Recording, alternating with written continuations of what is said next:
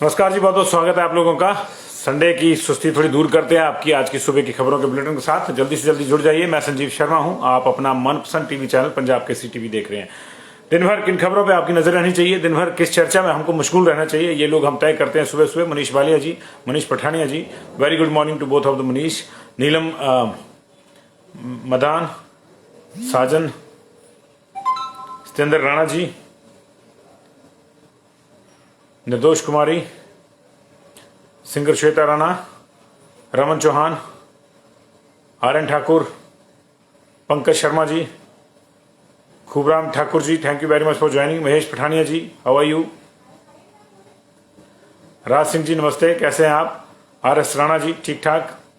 मुकेश रांगड़ा जी, क्या हाल चाल हैं। बहुत बहुत शुक्रिया जी तमाम लोगों का। अमन राणा जी भी हमारे साथ जुड़ गए हैं। तारा हरीश ठाकुर भी हमारे साथ जुड़ गए हैं जी। शकुंतला शर्मा जी जुड़ गई हैं हमारे साथ। पंडित विजय गौतम जी जुड़ गए हैं। पवन कुमार शर्मा जी जुड़ गए हैं। सुरेश कुमार कश्यप जी जुड़ गए हैं। सबसे मेरा आग्रह रहेगा कि आप इसको शेयर कर दीजिए। निर्दोष कुमारी, रवि राज कौंडल, अनुराग अनु, संजीव पठानिया जी जुड़ गए हैं। संतोष गुप्ता जुड़ गए हमारे साथ। रेखा शर्मा जी, बहुत बहुत स्वागत है आपका भी। Rohit Gupta ji, thank you very much for joining. Kamal Gautam Chauhan ji, Abhay Sharma ji, Chhabil Kumar ji, Gopal Nag ji, Panku Sodhi ji, Naresh Dogra ji, Arvind Negi ji, बहुत बहुत शुक्रिया जी। पवन कुमार जी भी जुड़ रहे हैं। राधा शर्मा हमारे साथ जुड़ गई हैं। अंजना राणा जुड़ गई हैं हमारे साथ। संजीव सुहारू जुड़ गए, how are you. Suman Sharma, Santosh Kumar, Ajay Kumar, Navdeep Sharma, बहुत बहुत स्वागत है जी सब लोगों का। सुबह के 10 बज गए हैं और आज की जो बड़ी खबरें हैं उसमें हम सबसे पहले चर्चा इस बात की करेंगे कि क्या बंदिशों के लिए हम और आप यानी आम आदमी ही होता है या नेताओं और साहबों पर भी ये बंदिशें लागू होती हैं, और अगर नहीं होती हैं तो क्यों नहीं होती हैं, और ये क्या मजाक है कि आम आदमी को तो आप जो है बंदिशों के नीचे दबा देंगे लेकिन सरमायादारों के लिए कोई बंदिश नहीं है। एक नियम की दो व्याख्याएं क्यों, ये चर्चा करेंगे। जुड़िए, आप कमेंट भी कीजिएगा इस पे। और इससे पहले मैं दूसरी खबरें भी दे दूं। तीसरी लहर की बात करेंगे, कितने केसेस देश में आ गए हैं, हिमाचल प्रदेश में कितने आए हैं, और सरकार ने कौन सा नया फैसला लिया है जिससे आपके यहां महंगाई बढ़ जाएगी। एक तो बीमारी बढ़ रही है, ऊपर से कुछ बीमारी जो है महंगाई के रूप में भी आने वाली है, वो कैसे आएगी इसकी चर्चा करेंगे। पहले हम जो है चुनाव की कल की आपको मैं एक बार फिर से सूचना दे दूं। 5 राज्यों में चुनाव की दुंदुभी बज गई है, रणभेरी बज गई है, और कल से ही ये वहां पे जो है कोड ऑफ कंडक्ट और कोड ऑफ कोविड कंडक्ट भी जो है वो शुरू हो गया है। उत्तर प्रदेश में 7 चरणों में चुनाव होगा। 10 फरवरी, 14 फरवरी, 20 फरवरी, 23 फरवरी, 27 फरवरी, 3 मार्च और 7 मार्च को पोलिंग होगी। 403 सीटें हैं, 202 बहुमत के लिए चाहिए। पंजाब में 14 फरवरी को एक ही गो में पोलिंग होगी, 117 सीटें हैं, 59 चाहिए बहुमत के लिए। उत्तराखंड में 14 फरवरी को एक ही दौर में चुनाव हो जाएंगे, 70 सीटें हैं, 36 चाहिए बहुमत के लिए। गोवा में भी एक ही गो में चुनाव हो जाएंगे 14 फरवरी को, 40 सीटें हैं, 21 चाहिए बहुमत के लिए। मणिपुर में 2 दौर में चुनाव होगा, 27 फरवरी और 3 मार्च को वोट पड़ेंगे, 60 सीटें हैं, 31 चाहिए बहुमत के लिए। तो पंजाब, उत्तराखंड और गोवा में एक ही दिन में चुनाव संपन्न हो जाएगा। उत्तर प्रदेश में 7 चरण, बड़ा राज्य है, 15 करोड़ से ज्यादा वोटर हैं। मणिपुर क्योंकि थोड़ा गड़बड़ी वाला और टफ टेरन है तो वहां 27 फरवरी और 3 मार्च का दिन रखा गया है। और इस बार कोविड का बहुत ज्यादा जो है इस पे प्रभाव देखने को मिलेगा, आपको बंदिशें देखने को मिलेगी। पहली बंदिश तो ये लगी है कि भले ही कोड ऑफ कंडक्ट लागू हो गया लेकिन 15 जनवरी तक कोई रैली नहीं कर पाएगा, और जो भी करना होगा वर्चुअली होगा। No road show, no cycle rally, no other things, और सिर्फ वर्चुअली। और यहां तक कि ऑनलाइन भी इस बार जो है अपना पर्चा दाखिल किया जा सकेगा। ऑनलाइन नॉमिनेशन की भी सुविधा दी है, और इतना सख्ती जो है अभी से है। लेकिन अगर हालात नहीं सुधरे तो 15 जनवरी के बाद ये रैलियों वाला मामला जो है इसी तरह से रहेगा। जिसको लड़ना है वो वर्चुअली लड़े। तो ये मामला है जी। और दूसरा जो है ओमिक्रॉन के केसेस की भी हम बात करेंगे। आपको ओमिक्रॉन इन इंडिया बता दें, कुल मिला के 3623 केस हो गए जी ओमिक्रॉन के। 2214 जो है अभी एक्टिव हैं, 346 बड़े हैं, और 1409 जो हैं वो रिकवर हो गए। पिछले कल 209 रिकवर हुए और 346 नए केसेस आए हैं पिछले कल के। 3623 ओमिक्रॉन हो गया है। महाराष्ट्र 1000 पार कर गया जी, 1009 केसेज है वहां पे। 133 कल नए मामले आए। दिल्ली में 513 कोई नया मामला ओमिक्रॉन का नहीं आया। कर्नाटक में 441 केसेस हैं, 108 मामले कल आए। राजस्थान में 373 केसेज ओमिक्रॉन के 82 मामले कल आए हैं। केरला में 333 मामले, 49 नए मामले हैं। और तमिलनाडु में 185, 64 नए मामले हैं। हरियाणा में 123, 9 नए मामले हैं। हरियाणा हमारे लिए चिंता का विषय। उत्तर प्रदेश में 113 मामले हो गए टोटल ओमिक्रॉन के, 82 कल ही आए हैं। ये ओमिक्रॉन का मैं आपको डाटा दे रहा था। और देश की अगर बात करें तो तीसरी लहर ने अब पूरी तरह से जोर पकड़ लिया। हालांकि ये कहा जा रहा है कि ये फरवरी के पहले वीक में पीक पे पहुंचेगी। तो आप सोचिए, अभी फरवरी के पहले वीक को भी हमारे पास अभी 2.5 हफ्ते जो है बचते हैं। अभी आज 10 तारीख हुई है, 2 हफ्ते से मतलब 20 दिन अभी बचते हैं। तो लगभग 3 हफ्ते रख लीजिए इसको। तो 3 हफ्ते अगर इसी तरह से चढ़ता रहा तो आप सोचिए पीक में जाकर क्या होगा। 6 दिन के भीतर जो है, माफ कीजिए 8 दिन के भीतर 6,60,000 नए एक्टिव केसेज जो है इंडिया में आ गए हैं। ये चिंता का विषय है। कल जो है पहली बार तीसरी लहर में 1.5 लाख से पार हुआ नए केसेज का आंकड़ा एक ही दिन में। 1,59,424 नए मामले आए और 40,000 लोग रिकवर हुए। 327 लोगों की मौत हुई। मौतों का आंकड़ा भी ये 300 से ऊपर लगातार बना हुआ है। और राज्यों की बात करें तो महाराष्ट्र में 41,000 केसेज आए हैं, दिल्ली में 20,181 और बंगाल में 18,802 मरीज जो सामने आए। 10 राज्यों में ही इस समय कोविड के 1,26,000 से ज्यादा लोग जो हैं वो संक्रमण की चपेट में हैं। शुक्रवार को देश में 1,41,986 और गुरुवार को 1,17,100 मामले आए थे। तो इस समय जो है कुल एक्टिव केस का आंकड़ा जो है वो बढ़ गया है 5,83,637 और पिछले 8 दिन में ही 6,60,000 नए केसेज आए हैं। तो ये आप देख सकते हैं इसकी बदौलत जो हमारे एक्टिव केसेज का आंकड़ा इस समय है 5,83,637 है। और ये परेशानियां लगातार बढ़ी हुई है। महाराष्ट्र में हालात खराब हैं जी। राज्यों की हम बात करें तो महाराष्ट्र में शनिवार को 41,434 केस आए और वहां इस समय 13 लोगों की मौत हुई है। कल 1,73,238 मरीजों का इलाज चल रहा है। दिल्ली में शनिवार को 20,181 लोग आए, 7 डेथ हुई और 48,178 मरीज जो वहां पे आ गए हैं। पश्चिम बंगाल में मोटा सा आंकड़ा दे रहा हूं, उसके बाद आएंगे हिमाचल प्रदेश पे और फिर पूछेंगे नेताओं से कि ऐसा क्यों हो रहा है कि बंदिशें हमारे को ही लगेंगी। पश्चिम बंगाल में 18,000 केस आए हैं, वहां 62,000 एक्टिव केसेज हो गए हैं। अभी तमिलनाडु में 10,978 केस आए हैं, एक्टिव केस संख्या वहां पे 40,000 हो गई है। कर्नाटक में 8,906 केस आए हैं, 4 लोगों की मौत हुई है। एक्टिव केसेज वहां बढ़ के 38,560 चले गए। राजस्थान में 4108 नए लोग आए हैं पॉजिटिव, 14,166 हो गया वहां पे एक्टिव केसेज का आंकड़ा। उत्तर प्रदेश में 6401 लोग नए पॉजिटिव आए हैं पिछले कल, आंकड़ा वहां एक्टिव केसेज का 18,521 चला गया। पड़ोसी पंजाब में 3650 केस आए हैं कल, 2 की डेथ हुई है। 12,614 मरीज वहां एक्टिव हैं। हरियाणा में 3541 लोग नए आए हैं और 13,937 वहां पे जो है अब एक्टिव केसेज हो गए हैं। और इसी तरह बाकी राज्यों की भी स्थितियां जो है खराब हैं। हिमाचल प्रदेश की अगर हम बात करें तो हिमाचल प्रदेश में कल 754 नए केस आए थे, 754 नए केस आए थे और 2800 से ऊपर जो है हमारे एक्टिव केसेज हो गए हैं। कल की अगर बात करें तो कांगड़ा में सबसे ज्यादा 219 केसेज आए थे, सोलन में 116 केसेज आए थे और इसी तरह जो बाकी जिलों की भी स्थितियां थी। मैं आपको एक छोटा सा उसका जो है दे देता हूं क्योंकि डिटेल में हमने आपको कल ये दिया था। हिमाचल प्रदेश का एक छोटा सा देता हूं। 2837 इस वक्त जो है हमारे पास एक्टिव केसेज हैं। कल जो हमारे पास जो 754 केसेज आए थे, 26 केस बिलासपुर में, 15 केस चंबा में, 75 केस हमीरपुर में, 219 केस कांगड़ा में, किन्नौर में 25 केस, कुल्लू में 68 केस, लाहौल स्पीति में 4 केस, मंडी में 33 केस, शिमला में 63 केस, सिरमौर में 80 केस, माफ कीजिए 61 केस, ऊना में 49 केसेज, सोलन में 116 केस जो है वो आए थे। और जो एक्टिव केसेज हैं अभी हमारे पास प्रदेश में 96 पे बिलासपुर खड़ा है जी एक्टिव केसेज में, 58 चंबा में, 305 केसेज हो गए एक्टिव हमीरपुर में, 925 हजार के आसपास कांगड़ा आज 1000 क्रॉस कर जाएगा अगर यही ट्रेंड रहा तो। हालांकि संडे है, देखना होगा कितनी सैंपलिंग होती है कितनी नहीं। कल 8,000 सैंपलिंग हुई थी, थोड़ी सी बड़ी थी, 10,000 को अभी भी नहीं पहुंचे हैं।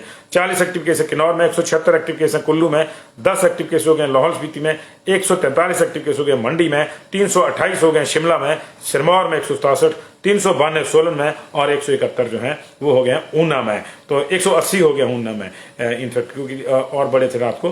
तो ये मामला है। कल 8,095 सैंपल हुए थे, तो आप देखिए आप कितने होते हैं कितने नहीं, आज उसको देखना होगा। लेकिन जनाब जो बड़ी चिंता है वो ये है कि आपके ऊपर बंदिशें पहले से लगी हुई हैं। अब आप जरा इस पे कमेंट भी कीजिएगा, मैं चाहता हूं। आपके ऊपर बंदिशें पहले से लगी हुई हैं, आज फिर शायद मीटिंग है और उसमें कुछ और बंदिशें लग जाएंगी। डीसी साहिबान अलग अलग जिलों के, उनको आधिकारिक रूप से कह दिया गया है कि आप जो है जितनी चाहें बंदिशें लगा सकते हैं। लेकिन मेरा सवाल यह है कि क्या बंदिशें सिर्फ जनता के लिए हैं? एक जिले में बंदिशें आई हैं, राज्य सरकार ने कहा कि 50% ऑफ द कैपेसिटी, चाहे वो इंडोर है चाहे आउटडोर है, आप जो है गैदरिंग कर सकते हैं। एक जिले में बंदिशें आ गई हैं, शादी एक दिन में निपटानी होगी। जब आप कोविन पोर्टल पर जाएंगे ना जी इजाजत लेने, तो वहां आपको सारा दिखेगा। शादी एक दिन में निपटानी होगी। इंडोर में शादी है तो 50 से ऊपर लोग नहीं होंगे, आउटडोर में शादी है तो 100 से ऊपर लोग नहीं होंगे। अच्छी बात है, अच्छी बात है। ये बंदिशें हमारी सेफ्टी के लिए लग रही हैं। पिछले 3 दिन के भीतर 2 लाख रुपए के चलान हो चुके हैं मास्क के, लेकिन अच्छी बात है, हमारी सेफ्टी के लिए हो रहे हैं। अगर मैं मास्क नहीं लगा के जा रहा हूं तो मेरा चलान होना चाहिए। आम आदमी के लिए ये बंदिशें हैं। अब और बंदिशें लग सकती हैं। बसों में जो 50% कैपेसिटी हो सकती है, दफ्तरों में 50% की हाजिरी हो सकती है, और कहा जा रहा है कि बाजारों का टाइम जो है वो भी जो है थोड़ा कंट्रोल किया जा सकता है। लेकिन बड़ा सवाल यह है कि ये सारी चीजें हमने और आपने और आम जनता ने ही करनी है, नेताओं ने क्यों नहीं करनी है? नेताओं पे कोई बंदिशें नहीं है। जिस तरह से बंदिशों की नोटिफिकेशन घूम रही है, 2 दिन से तो मुख्यमंत्री की एक रैली की जो पोस्टर है वो भी घूम रहा है। बड़े पैमाने पर रैली हो रही है कांगड़ा जिला में, वहां 7,000 लोग आएंगे, 6,000 लोग आएंगे, ये क्लेम किया जा रहा है बीजेपी के लोगों के द्वारा। तो क्या वहां बंदिशें नहीं है? कितना बड़ा ग्राउंड है वहां पे कि उसकी कैपेसिटी जो है 14,000 किया और 50% के हिसाब से 7,000 आएंगे। लेकिन उसमें भी आम आदमी के घर में शादी है तो एक दिन में निपटाओ। 100 से ज्यादा लोग बाहर नहीं ओपन में, 50 से ज्यादा लोग अंदर नहीं। कम्युनिटी फीड आप नहीं कर सकते,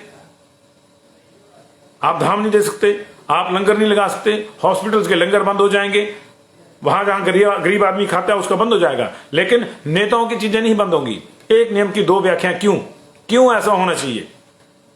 क्यों ऐसा होना चाहिए? क्या आपको लगता है कि ये सही है कि हमारे लिए अलग नियम है और नेताओं के लिए अलग? क्या नेताओं के काफिले नहीं रुकने चाहिए? क्या नेताओं की रैलियां नहीं रुकनी चाहिए? काइंडली कमेंट कीजिए, क्योंकि आप कमेंट करेंगे उसी के आधार पर जो है ये फैसला होगा। नेता लोग हमारे ऊपर तो बंदिशें थोप रहे हैं, लेकिन उनके ऊपर कोई बंदिश नहीं है। कितने ही नेता हैं, मैं किसी का नाम नहीं लूंगा, कितने ही नेता पिछले 3 दिन से जब से बंदिशें लगी हैं, आपने देखा किसी को मास्क में है? आम आदमी ने मास्क नहीं लगाया, दे डंडा दे चलान। नेता ने मास्क नहीं लगाया, कौन चलान करेगा? कौन चलान करेगा? एक नियम की 2 व्याख्याएं क्यों हो? नियम सबके लिए बराबर होना चाहिए। नियम टॉप टू बॉटम जाना चाहिए, बॉटम टू टॉप नहीं जाना चाहिए, टॉप टू बॉटम जाना चाहिए। पहले खुद करो, फिर दूसरों को जो है नसीहत दो। अगर मैं खुद बाहर जो है अगर कमरे से निकलूंगा, अपने चैम्बर से बाहर निकलूंगा, मास्क नहीं लगाऊंगा, मैं दूसरे को किस मुंह से कहूंगा कि आप मास्क लगाइए? प्रधानमंत्री की रैली में भी आपने नोटिस किया होगा कितने लोगों ने मास्क लगाया, कितने नहीं। एक छोटी सी रैली कल जोगिंदरनगर में हुई, विधायक महोदय उसमें थे, मास्क नहीं लगाया। आम लोगों को कहते मास्क लगा के बैठिए, सोशल डिस्टेंसिंग करिए, लेकिन मुझको गले मिलके हार पहनाइए, मेरे आगे पीछे नारे लगाइए, मैं मास्क नहीं लगाऊंगा तुम लगाओ, मैं ऐसे ही सेफ होना चाहता हूं तुम लगा के। ऐसा कैसे चलेगा? औरों को नसीहत आप में फजीयत, ये नहीं चलेगा, ये नहीं चलेगा। और पहले भी ऐसा ही हुआ, पहली लहर में भी ऐसा हुआ। आम आदमी घर में कैद हो गया एक तरह से, और नेता फर फर करते, कभी दिल्ली से मंडी, कभी दिल्ली से कांगड़ा, कभी दिल्ली से शिमला, कभी दिल्ली से ऊना, कभी दिल्ली से हमीरपुर। उनके लिए कोई बंदिश नहीं, उनके लिए कोई पास नहीं। आम आदमी पास के लिए तड़पता रहा। दूसरी लहर में भी यही हुआ, आम आदमी सब अंदर और नेताजी वोट मांग रहे हैं। 5 की उसमें बंदिश लगी थी कि 5 से ऊपर वोट मांगने जाते हैं, 50 आते थे, कोई मास्क नहीं, कोई कुछ नहीं, दंदनाते हुए घरों में घुसे। पंचायत के पूरे चुनाव हुए, नगर निगम के चुनाव हुए, और नतीजा आपने देख लिया। पार्टियों के पक्ष में नतीजे तो आए हैं, 2 ही थी तो दोनों के पक्ष में आने थे, किसी एक ने एक के पक्ष में जाने थे। लेकिन आम आदमी के पक्ष में क्या आया? आम आदमी के पक्ष में आई हिस्सेदारी, आई बीमारी की। आम आदमी परेशान हुआ बीमारी को। बेटे को अकेले अपनी मां की लाश कंधे पे ढोनी पड़ी। क्यों? इन नियमों में घालमेल की वजह से। नेताओं के लिए नियम और आम जनता के लिए और। हमारी रैली है तो भर भर के आइए, आपको दिक्कत है तो हम नहीं आएंगे, आप घर में बैठिए। ऐसे कैसे होता है? नेता दुख दर्द बांटने के लिए होता है, दुख दर्द बढ़ाने के लिए नहीं होता है। अगर आप मेरी बात से सहमत हैं तो इसको जो है आप शेयर कीजिए। आज अगर बंदिशों की दौर की बात हो रही है, आज ऐसी चर्चा है कि आज फिर से मीटिंग होगी, वो मीटिंग होती है तो उसमें हम ये नहीं कहते कि बंदिशें ना लगे, लेकिन वो बंदिशें सबके लिए एक समान लगें। मेरे बर्थडे पे अगर 50 लोग से ज्यादा नहीं आते तो नेता के बर्थडे पे भी 50 से ज्यादा लोग नहीं आने चाहिए।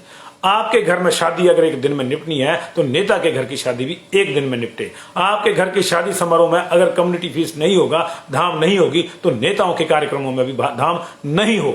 इसके लिए आप कमेंट करें, इसके लिए आप कमेंट करें। नेताओं की रैलियां खुली हैं, बच्चों के स्कूल बंद हैं, ये हो क्या रहा है?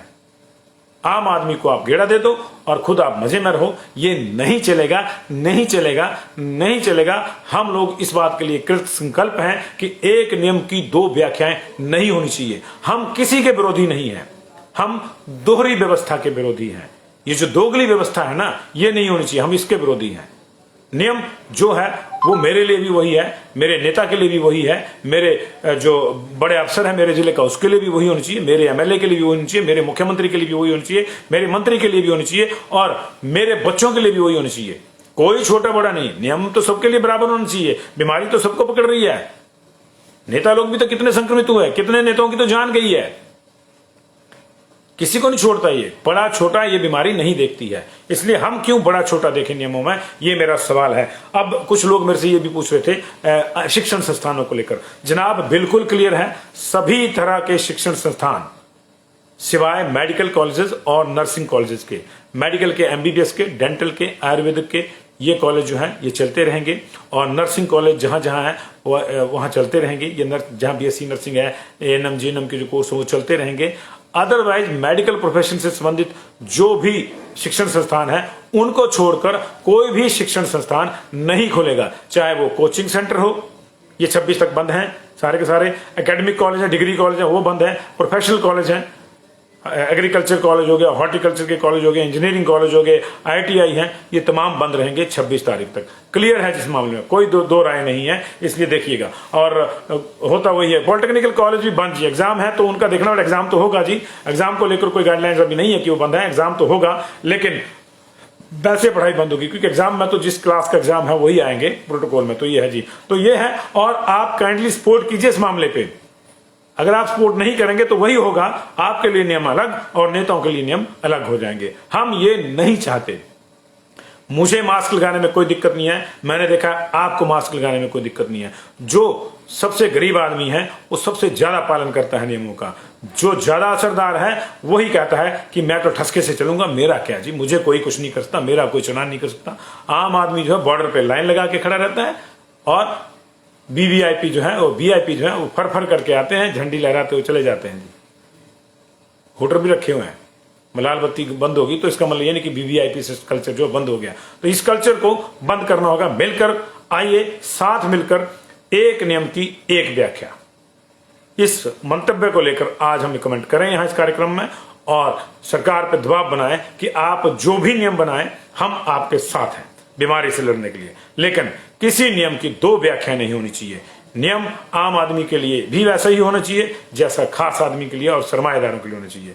मास्क का चलान अगर गरीब बेलदार का हो रहा है तो मंत्री और यहां तक कि मुख्यमंत्री का भी होना चाहिए, वो भी हमारे ही लोग हैं। सारे नेता लिखते हैं ना कि आम आदमी का जननायक, आम आदमी का एमएलए, आम आदमी का मंत्री, आम आदमी की सरकार। तो भैया आम आदमी के ही साथ जो है सारे नियमों का पालन भी कीजिए। हम यही चाहते हैं और कुछ नहीं चाहते हैं।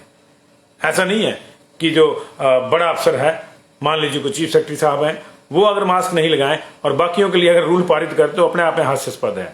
मैं ऐसा नहीं कह रहा हूं कि वो नहीं लगाते हैं, लगाते हैं, लगाते हैं। कुंडू साहब भी लगाते हैं, डीजीपी साहब। लेकिन मैं ये चाहता हूं कि वो अपने पुलिस बल को यह भी हिदायत दें कि कोई छोटा बड़ा ना देखें। कांस्टेबल को इतना अख्तियार दीजिए आप, पे बैंड आप तो जब देंगे तब देंगे, लेकिन अभी इतना अख्तियार दीजिए आप कि कांस्टेबल चाहे तो मंत्री संतरी जिस मर्जी का चलान इस मामले में कर सके ईमानदारी के साथ, और ईमानदारी से ही काम करते हैं। ऐसा कुछ नहीं है, जो फील्ड में आदमी है वो सारी दुश्वारियां देखता है।